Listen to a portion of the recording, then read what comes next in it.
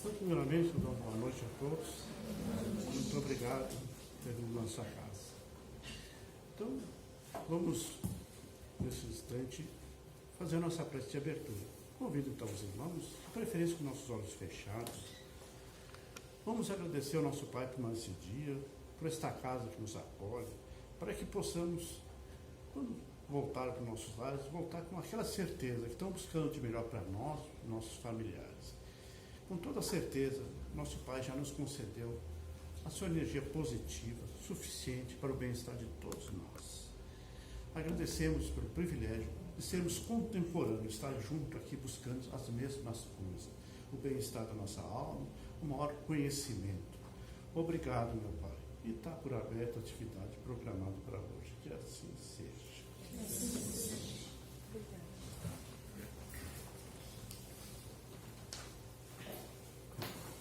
Boa noite a todos. Boa noite.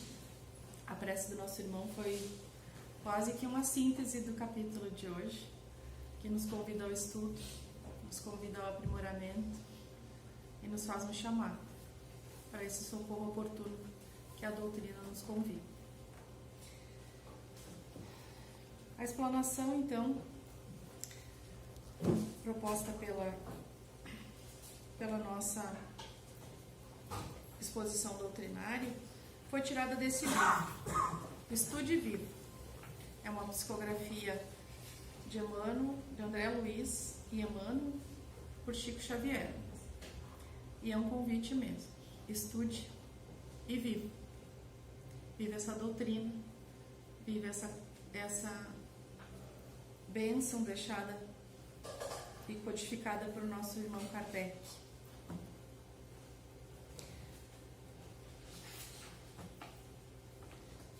Ela nos convida a algumas reflexões sobre as condições e as provas da nossa existência. Ela nos convida também à divulgação da doutrina, através do socorro que podemos prestar.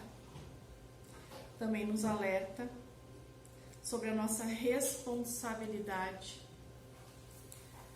ante os nossos irmãos, no esclarecimento salvador que essa doutrina espírita nos favorece.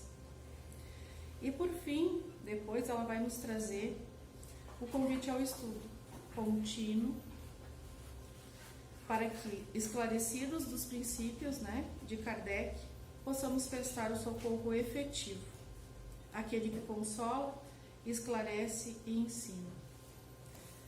E nos faz e nos deixa um questionamento sobre o Espiritismo em nossa vida. O que significa essa doutrina em nossa vida? O que ela nos traz? O que ela nos faz compreender a cada dia e a cada momento?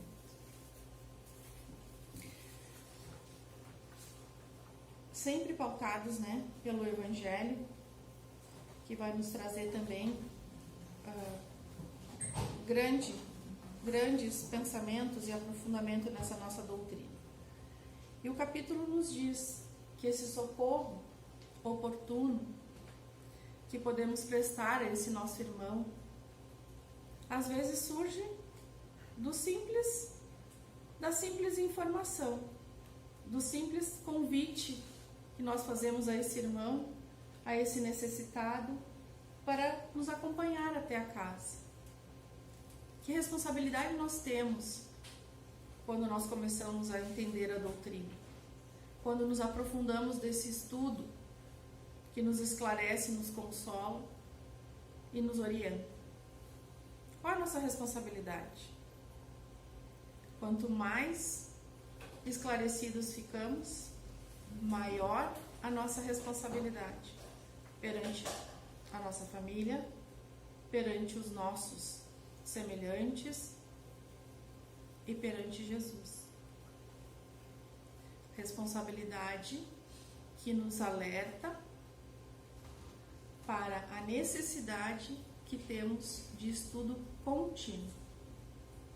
E quando eu falo estudo, não me refiro só aos livros, não me refiro só às turmas e aos grupos. Me refiro ao estudo quando nós estudamos a profundidade do Evangelho do Cristo. Quando Ele nos convida e nos chama para que possamos, através do seu exemplo, levar ao maior número de lares, ao maior número de pessoas possíveis, a sua palavra, o seu ensinamento. Dá um frio na barriga quando pensamos que temos essa responsabilidade. Mas é um consolo muito grande quando nós percebemos que através desse nosso conhecimento nós podemos trazer alguém, acalentar o coração desse irmão, trazer para ele a certeza das existências, das reencarnações, de que tudo não se acaba nessa vida, só nessa existência, de que estamos em constante aprimoramento, em constante educação das nossas falhas, dos nossos defeitos, das nossas dos egoísmos que trazemos ao longo destas encarnações. Então ela não nos traz só essa puxão de orelha. Ela nos diz: vai, faça direito, faça como Jesus faria, mas também nos consola. Nos dá aquele bem-estar quando conseguimos fazer pelo outro, nem que seja um pouquinho, nem que seja uma palavra amiga, nem que seja passar para esse irmão os horários da casa e dizer para ele: vá, lá você vai encontrar as informações que necessita para que siga confiante. Nos traz que, muito embora muitas vezes se estivermos num lar onde fazemos tudo o que está ao nosso alcance e mesmo assim não nos sentimos valorizados por aquela atividade, que perseveremos, porque a caridade ela tem que ser feita silenciosamente. A caridade não é feita para os olhos dos outros. A caridade é feita para que nós possamos melhorar, para que nós consigamos diminuir um pouco esse fardo, diminuir um pouco essa dívida que trazemos de outras vidas. Então, não desistam, não desestimulem, mesmo diante das acusações, das injúrias, que lhes pareçam no momento pesadas, que nos pareçam no momento injustas, mas que lá adiante vai fazer o sentido. Não trabalhamos só em prol do outro, mas principalmente quando trabalhamos em benefício do nosso irmão, trabalhamos nos melhorando. Porque é a oportunidade que Jesus nos dá todos os dias de sermos melhores. É fazendo o bem, é fazendo aquela tarefa que nos parece tão injusta, tão inoportuna, mas é necessário que alguém faça. Às vezes nos sentimos desmerecidos e pouco valorizados no nosso trabalho, mas se fizermos o nosso máximo, se a gente faz realmente pensando que aquilo é a minha atividade, com certeza vai fazer sentido, se não agora, mais adiante. Somos imediatistas, em nossa grande maioria. Queremos os resultados para ontem. E esquecemos de olhar para dentro e fazer essa autoanálise todos os dias. Como fazia Santo Agostinho, quando deitava em seu leito e nos faz refletir: o que eu fiz de bom hoje? O que eu poderia ter feito de melhor hoje? Eu prejudiquei algum irmão? Eu poderia melhorar nessa atitude que eu tive hoje? essa autoanálise não é para que sintamos culpa, mas é para que nós consigamos entender o que a gente pode melhorar, o que a gente pode fazer de diferente amanhã. Essa reflexão que nos convida realmente à reforma íntima, que é o que nós buscamos aqui. A nossa reforma, a nossa melhora,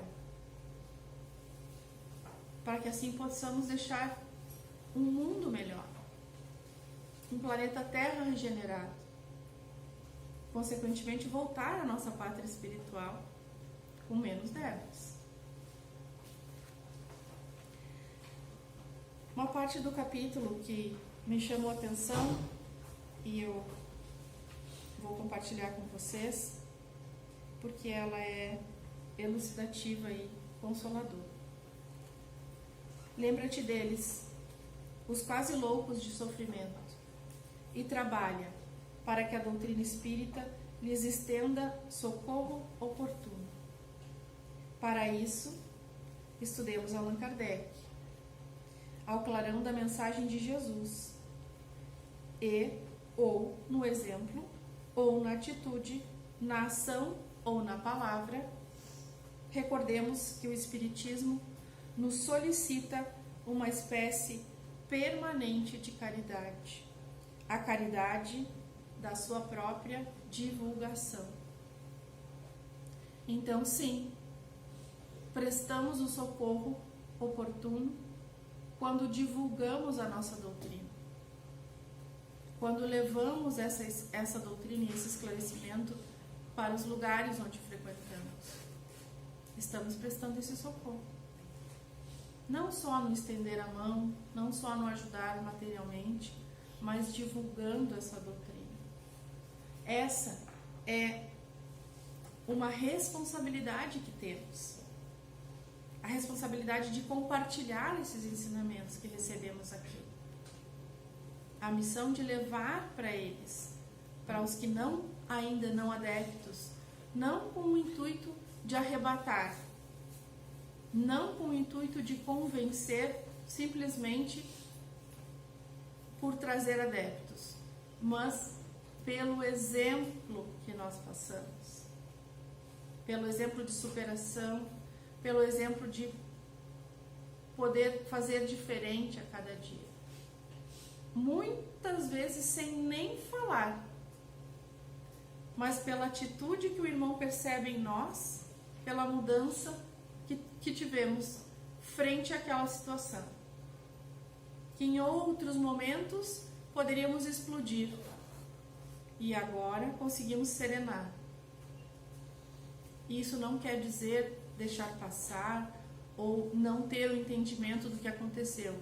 Isso quer dizer refletir sobre o porquê estamos passando por aquela situação. Deixar de sermos vítimas e passarmos a ser autores da nossa história. Precisamos nos colocar no nosso lugar frente à missão que nos comprometemos no plano espiritual. Aí dizemos, nossa, eu escolhi isso? A maioria de nós escolheu. Essa prova, sim.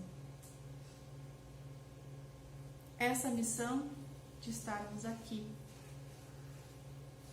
estudando o Evangelho de Cristo, ouvindo as palavras que Ele nos diz sobre a missão e sobre esse Consolador prometido que é a nossa doutrina. Esse capítulo ele faz menção ao item 5 do capítulo 1 do Evangelho, que fala sobre o Espiritismo. O Espiritismo é a ciência nova que vem revelar aos homens, por meio de provas irrecusáveis, a existência e a natureza do mundo espiritual e as suas relações com o mundo corpóreo. Ele nos mostra não mais como coisa sobrenatural, porém ao contrário, como uma das forças vivas e sem cessar atuantes da natureza, como a fonte de uma imensidade de fenômenos até hoje incompreendidos e, por isso, relegados para o domínio do fantástico e do maravilhoso. É a essas relações que o Cristo alude em muitas circunstâncias, e daí vem que muito do que ele disse permanece ininteligível ou falsamente interpretado. O Espiritismo é a chave com o auxílio da qual tudo se explica de modo fácil. O Evangelho nos diz isso. Kardec nos traz a explicação de uma maneira simples, que ainda não, muitos de nós não conseguiram ainda chegar, mas chegaremos. Tudo a seu tempo. Todos no seu tempo de evolução e no seu tempo de entendimento e aprendizado. Mas ele nos explica por provas irrefutáveis. Por isso, ciência, filosofia e religião estão interligados na nossa doutrina. O dia em que a gente consiga chegar ao entendimento dessas três formas, nós entenderemos a plenitude da nossa doutrina. Porque a gente vai conseguir entender através da ciência, que nos provou a existência do mundo espiritual e dessas ligações com o nosso mundo corpóreo, da filosofia, que nos explica através do estudo, e da religião, que nos consola e nos aproxima de Deus. Nos religa a esse ser, a esse Pai bondoso, que nos dá toda vez que nós reencarnamos a oportunidade de sermos diferentes, de sermos melhores. É um presente que Ele nos dá sempre. E o acordar todos os dias e o poder recomeçar todos os dias também é um presente deixado por Ele. Nada é impossível. E nada do que foi feito até hoje na nossa vida é inútil. Inclusive os erros. Porque nós aprendemos com eles. Nós aprendemos a não repetir. É uma lição que nós temos todos os dias. Então, nenhum fato ocorrido na nossa existência é nulo. Porque nós podemos, cada dia, a cada novo dia, fazer melhor. Levando essa bagagem que nós temos, deixada, muitas vezes pelo véu do esquecimento, mas no íntimo, para que possamos fazer melhor. Ninguém veio à Terra sem um propósito. Ninguém reencarnou sem um propósito. Todos nós temos um propósito. Todos nós somos importantes para Deus. Nem mais, nem menos. Todos somos filhos da mesma fonte. E Ele acredita em nós todos os dias. Então, que possamos também levar o nome dEle e essa doutrina que Ele nos deixou para os nossos irmãos necessitados, para esse socorro oportuno. Que sejamos o consolo, que sejamos o porto seguro de alguém. Que esse nosso exemplo siga para que aquele que acha que está tudo perdido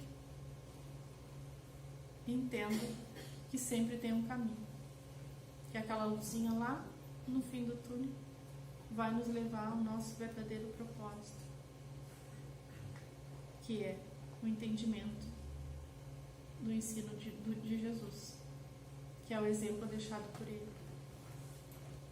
Fora disso, fora da caridade, fora dos ensinamentos de Jesus, seremos perdidos.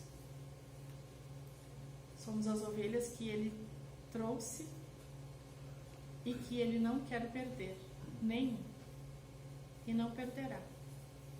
Mais cedo ou mais tarde, através das nossas provas, através das nossas expiações, vamos conseguir encontrar o caminho, o rumo. Vamos acalmar nosso coração. Vamos deixar o nosso cérebro agir, a nossa razão falar mais alto, para que consigamos entender o porquê e principalmente o para que nós estamos passando por essas necessidades no momento. Não com o intuito de nos tornarmos mártires ou nos tornarmos, mas sim de entendimento para melhoramento. A vida está aí nos chamando todos os dias a um entendimento melhor. E nós às vezes desperdiçamos porque somos teimosos demais para entender que estamos fazendo errado e podia ser mais simples. Porque não precisamos ter razão o tempo inteiro. Não precisamos da aprovação do outro o tempo inteiro. Precisamos saber que estamos no caminho certo. E os nossos passos têm que ser pautados pelos passos do Cristo. Nós seguimos rumo ao que Ele nos ensinou. Se estamos nesse caminho, está tudo certo. Os tropeços são necessários para que a gente saiba levantar novamente e continuar a jornada. É para isso que estamos aqui. Nos traz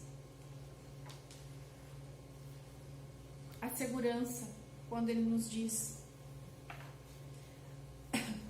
é fácil de concluir que todas as situações da existência humana são deveres a que nos obrigamos sob impositivos de regeneração ou progresso.